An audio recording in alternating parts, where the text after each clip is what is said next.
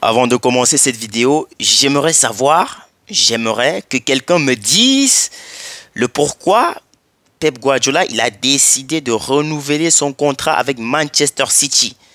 Parce qu'on est tous d'accord que rien ne va dans cette équipe. Franchement, on a l'impression que, en vrai de vrai, c'est la défense de Manchester City qui ne tient pas. Parce que oui, avant le match, on disait, bon, le Real, ils vont jouer Manchester City sans défense. Rudiger blessé, Alaba blessé, Militao blessé, Cavaral blessé, Vasquez blessé. Bon, on se disait que City devait se régaler. Mais en réalité, c'est la défense des City qui ne va pas. Donc, les amis, bonjour. J'espère que vous allez bien. Alors, victoire du Real de Madrid, 3-2. Alors qu'ils étaient menés à 2 reprises, le Real a su renverser la tendance et il rentre de l'Angleterre finalement avec une victoire 3-2 face à Manchester City. Haaland double buteur et du côté du Real de Madrid, on a Mbappé qui égalise pour la première fois et répond à Haaland directement. Haaland qui met le deuxième but sur penalty. Et là, je crois que c'est Brahim Diaz qui égalise. Et après, t'as Bellingham qui, qui met le coup de chapeau. Bon, coup de chapeau, c'est le 3e but. Donc, pas pour Bellingham, mais pour le Real de Madrid. Donc, victoire, très belle victoire du Real de Madrid. Je ne vais pas vous mentir, si Manchester City avait gagné ce match, je vous avoue que j'aurais été vraiment surpris. Parce que Manchester City, pour dire la vérité, ils sont nuls. Ils sont nuls, les amis. Moi, depuis le début des saisons, j'ai complètement arrêté de voir les matchs de Manchester City parce que une équipe comme Manchester City qui t'a habitué à la victoire, à la maîtrise de la balle, à un beau football. Franchement, voir une équipe comme Manchester City traverser cette étape qu'elle est en train de traverser, franchement, ça fait pitié. Et c'est vraiment pas beau à voir. Donc, ils ne se sont pas gérés en tout cas. La défense de Manchester City, le gardien, donc au Real de Madrid, on pleurait l'absence des défenseurs, mais au moins, il y a un Thibaut Courtois qui répond présent. Par contre, à Manchester City, on ne sait même plus qui est le gardien numéro 1. Que ce soit Ortega, que ce soit, je ne sais pas comment il s'appelle, Ederson. Tous les deux, ils sont nuls. Franchement, bon, c'est vrai qu'après, Ederson, il a fait de très belles arrêts dans ce match. Ça, on ne peut pas lui reprocher. Mais honnêtement, déjà, le deuxième but du Real de Madrid, c'est lui qui est fautif. Mais c'est quoi cette relance? Il est quasiment nul, la relance de Ederson. Quasiment nul. La défense, je ne veux même pas en parler. La défense de Manchester City, c'est du n'importe quoi. Franchement, moi, je ne sais pas. Si Pep Guardiola, en fait, il a renouvelé son contrat pour avoir les mots de tête. Parce que là, à chaque fois, on monte Pep Guardiola sur le banc, il est là, il est quand même malheureux et tout. Tu as l'impression, chez lui, ça va pas. Au travail, ça va pas. Dans la rue, ça va pas. Franchement, il fait pitié. Il fait de la peine, Pep Guardiola. Moi, j'ai de la peine pour lui. Un grand entraîneur comme lui, le voir souffrir de la sorte, franchement, c'est pénible. C'est pénible. Vous savez, lui aussi, c'est un Catalan. Non, c'est même pour ça que je regarde souvent les matchs de City. Mais honnêtement, à voir le match de Manchester City aujourd'hui, je ne suis pas surpris de leur position en championnat et même de le voir au barrage en Ligue des Champions. Ils sont nuls. Ils sont nuls. Ça tourne le ballon pour rien et tout. Franchement, déjà, la composition, moi, j'ai été très surpris parce que tu joues le Real de Madrid sans ses défenseurs titulaires, bien sûr. Parce que à droite, tu avais Valverde. Vu que Vasquez il est blessé, Carvajal il est blessé, il n'y a personne d'autre pour mettre là-bas. Donc Valverde, il a joué en latéral.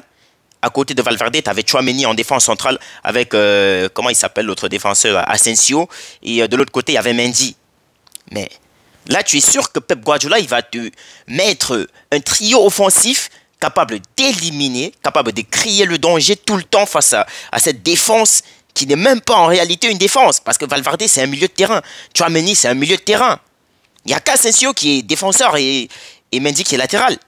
Donc, moi, je m'attends à ce que je dois voir peut-être Jérémy Doku, Phil Foden. Mais à ma grande surprise, Jack Grealish, il est titulaire. Je n'ai pas compris. Déjà que le mec, il n'a même pas tenu 30 minutes. Il est sorti sur blessure. Akanji, lui aussi, sorti sur blessure. Et franchement, Manchester City, je crois il faut faire un recyclage dans cette équipe. Il faut faire un recyclage. En réalité, je ne sais même pas si c'est Manchester City qui est faible ou c'est le Real qui est fort. Ouais, je ne sais pas. Je ne sais pas parce que déjà à l'entame de match, t'as Mendy qui te met ce gros raté. Je n'ai pas compris. Je n'ai pas compris cette combinaison avec, je crois c'est Rodrigo. Mais, poto, mets le ballon dans les filets. Il avait le champ libre. Ils auraient pu ouvrir le score dès l'entame de match, je vous dis. Donc, je ne suis pas surpris de la victoire du Real de Madrid parce que bien que le Real joue sans de vrais défenseurs, au moins ils ont montré de très belles choses. C'est eux qui avaient les plus bonnes occasions du match. Donc ça, c'est mon point de vue, hein, parce que je sais qu'il y en a des gens qui vont me dire Manchester City, ils ont mis 2 poteaux, ils ont mis... Oui, mais le Real aussi, eux aussi, ils ont mis les poteaux. Ils ont mis les transversales. Ils ont très bien joué, surtout. Offensivement, ça allait bien. T'as Mbappé qui, tout le temps, est en train de mettre en difficulté la défense. Et Vinicius Junior, surtout. Vinicius, je crois, c'est lui l'homme du match, si je ne dis pas des bêtises, parce que j'ai vu à la fin, il était en train de prendre un selfie avec le trophée d'homme du match. Donc, moi, je me suis dit directement que, bon, voilà, c'est sûr que c'est lui qui a été l'homme du match, parce que, déjà, il fait une passe décisive à Bellingham sur le but du 3. Mais en réalité, je ne sais pas si c'était vraiment une passe décisive, parce que moi, j'avais l'impression que c'était un lob qu'il essayait. Mais peut-être qu'il y avait, comme il n'y avait pas de puissance dans le lob et tout, Bellingham, il a répondu présent. Il a dévancé le défenseur de Manchester City et voilà, il a mis le ballon dans le filet et il met le Real en confiance parce que le match retour au Bernabéu, croyez-moi, ça ne va pas être facile pour Manchester City. Donc on peut déjà quasiment dire qu'ils ont un pas vers l'élimination parce que tu perds dans ton stade 3-2 contre un Real qui défensivement ça ne répond pas présent. Franchement, je ne sais pas, les supporters de Manchester City, je ne sais pas si vous vous attendez à un miracle à la deuxième manche ou bien au match retour. Je ne sais pas vraiment parce que là honnêtement, il n'y a rien qui va dans cette équipe. Il n'y a rien qui va. Ederson, on sait que c'est un gardien, ça joue bien du pied, ça fait des bonnes relances, mais aujourd'hui, Ederson, il ne sait pas gérer du tout. Il ne sait pas gérer du tout. La relance qu'il fait, franchement, c'est pénible. C'est très pénible. Donc, en gros, le Real a très bien joué. Mais sur les buts du Real, je n'ai pas vu cette... voilà, comme ils ont l'habitude de jouer. Vinicius qui dribble les faces, il combine avec Mbappé ou bien avec Rodrigo. Mais là, premier but, c'est un coup franc sur une maladresse de Bernardo Silva. T'as Ceballos qui sert bien Mbappé, qui lui aussi s'est loupé. Parce que... moi, je dis, si la balle elle touchait vraiment l'orteil de Kylian Mbappé, tu avais l'impression que ça devait aller plus haut. Donc, c'était une chance. La balle elle prend le tibia. Et Ederson, je ne sais pas si c'était un saut de majorette qu'il faisait dans les goals. Heureusement pour le Real de Madrid, égalisation d'Mbappé, qui avant avait essayé des frappes au moins. Le Real, moi, je pense que le Real a dominé ce Manchester City parce que Ancelotti, déjà, il fait de très bons remplacements. Décidé de faire sortir Rodrigo, qui fait partie de tes leaders offensifs, pour mettre Brahim Diaz. Franchement, c'était osé. C'était osé parce que le but le but d'égalisation, c'est... je crois que c'est Vinicius qui fait la frappe. Et là, il fait la frappe, oui. Il y a Ederson qui retire, je crois que c'est de la poitrine, soit c'est de la poitrine, soit c'est du bras gauche. Et directement, la balle, elle vient retomber dans les pieds de qui? De Brahim Diaz, très bien positionné. Bah, il met juste le ballon au fond des filets. Aussi simple que ça. Bon, après, il gibule pas, c'est son ancien club et tout. Franchement, respect. Mais honnêtement, Manchester City, défensivement, il y a du travail à faire. T'as Akanji qui se blesse. Et Pep Guardiola, il fait rentrer Nico Lewis. Nico Lewis, au début, Vinicius Junior, il semblait s'amuser. Mais après, je voyais Nico Lewis, il faisait les interceptions. Mais j'étais surpris. Je me disais, waouh, mais lui, il est impressionnant. Par contre, Ruben Dias, catastrophique. Vraiment catastrophique. Ça ne vaut pas la peine. Ça ne vaut absolument pas la peine. Moi, je crois qu'ils doivent même laisser. Hein. Il est temps de plier les bagages. Peut-être un départ pour l'Arabie Saoudite. Ça, on ne sait pas. T'as Rodri, bien évidemment, qui était au terrain. Alors, je crois que j'aurais même dû commencer par ça.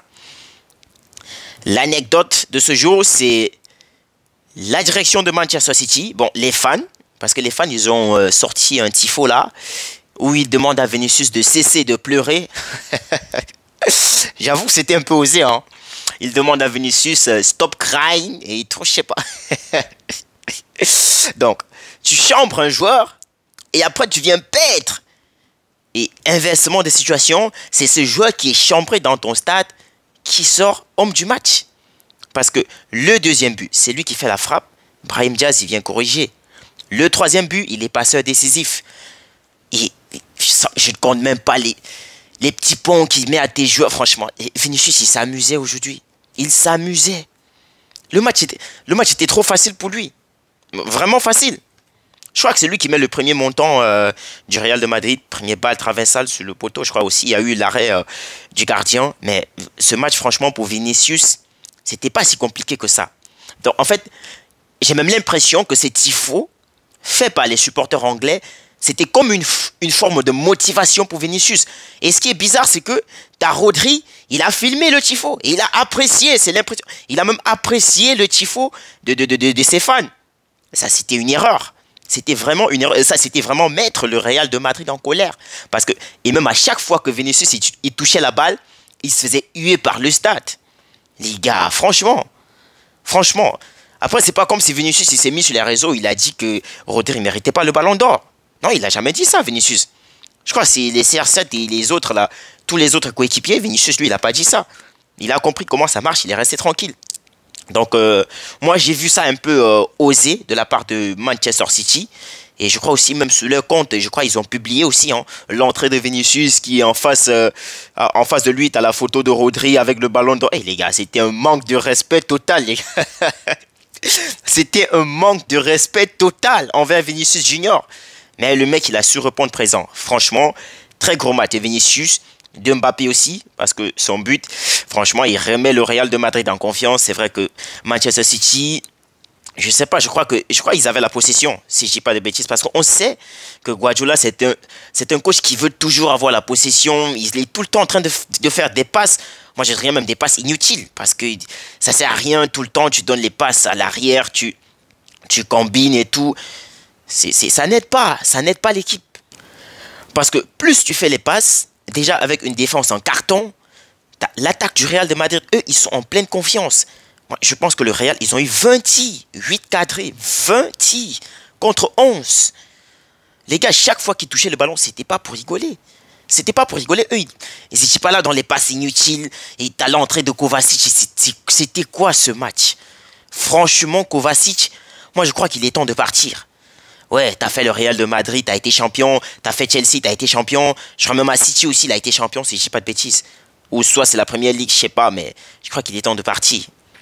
Direction l'Arabie Saoudite. Parce qu'il apporte pas grand chose dans le jeu. Il apporte quasiment rien. Rien du tout. Donc, franchement, Manchester City, force à eux. Mais je crois que au retour au Santiago Bernabéu, franchement, ça va être une qualification de Manchester City. Moi, je crois que ça va être presque une mission impossible. Ouais, je vais dire ça comme ça.